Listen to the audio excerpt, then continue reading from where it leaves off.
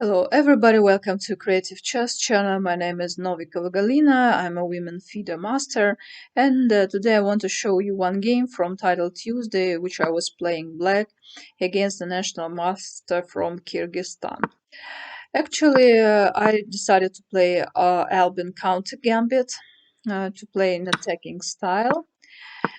It's quite an interesting gambit to play, but you're giving a pawn. And if you sooner or later take the pawn back and this pawn remains alive, it means that your position is quite good. So he's playing knight to b2, and I'm protecting this pawn.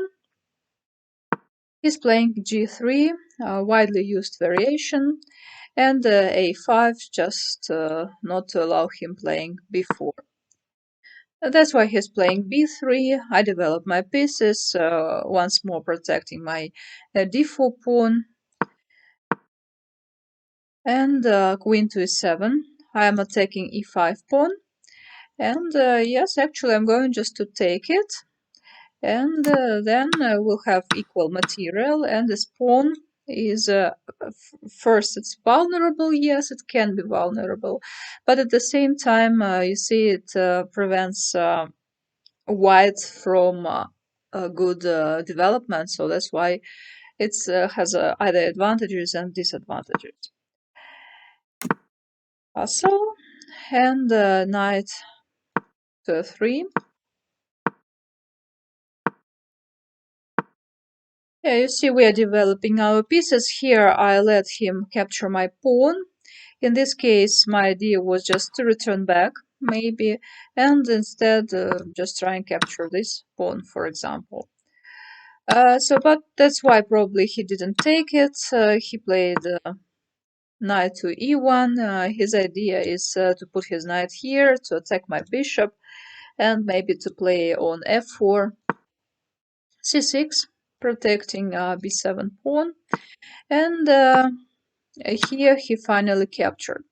Unfortunately, now I don't have this plan, sorry, with rook to a8, because my bishop is on the way of the rook.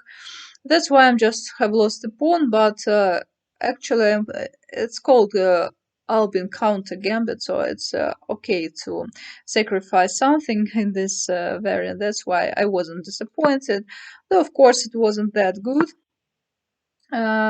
He's attacking my bishop. I want to have both bishops on board, that's why I retreat.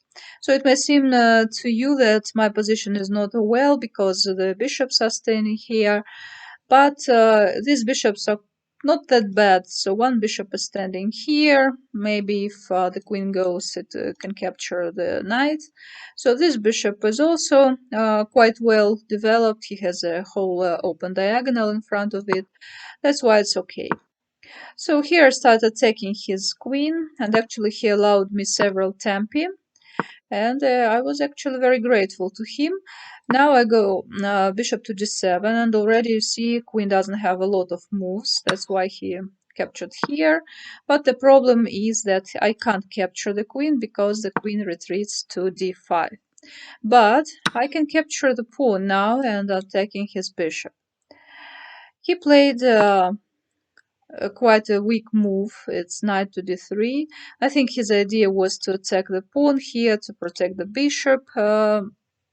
Seems not bad, but actually, after I played de, there was almost only one more or less good move in this situation. It's playing bishop to e5 and some variations like that. But he didn't spot it. Instead, he made a blunder. He played the knight to c5, and there goes a very beautiful combination which distracts all his pieces and destroys the position of his king. First of all, I captured the pawn, and it turned out that black is just lost here. So why is that? The problem is that, he captured in the game the pawn, but what to do if not? If, for example, we go this way, here white is losing due to this combination. After queen to h6. You see, he has to play queen to h5 to protect h2, but it doesn't matter. It's an easy win here. We can promote the queen, and if he captures, that's a great move here. Not this one. This one is obvious. A great move after this. We play bishop to c6. The idea is if he takes like this, that's a checkmate, let us say like this. He can capture and we capture. Yeah, so it's like that. So that's why actually it's impossible to, in this position, to go with his king to h1 because it's just after knight to g3, his position is completely lost. So if to play here is losing on spot, and just even because of this fork.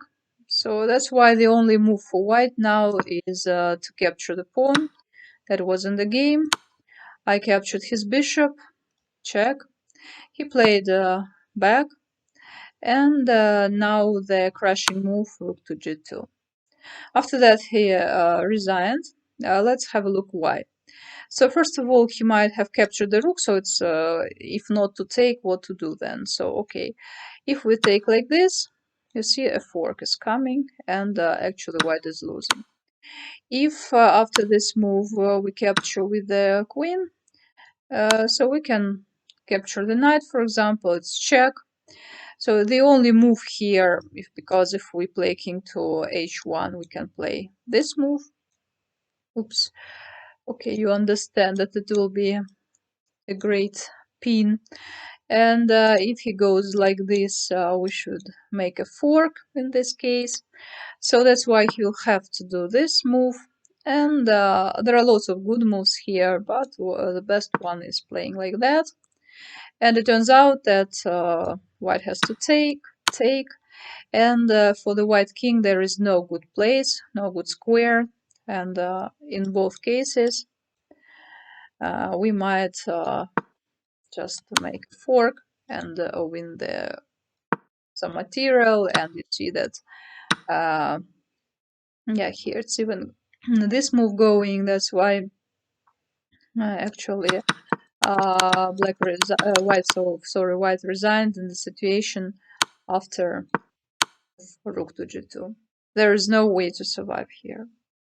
Actually, it turned out a quite nice game. I like the ending more than the opening of the game. So, if you like the game, please subscribe to my channel. And that's all for today. See you in my next videos. Bye bye.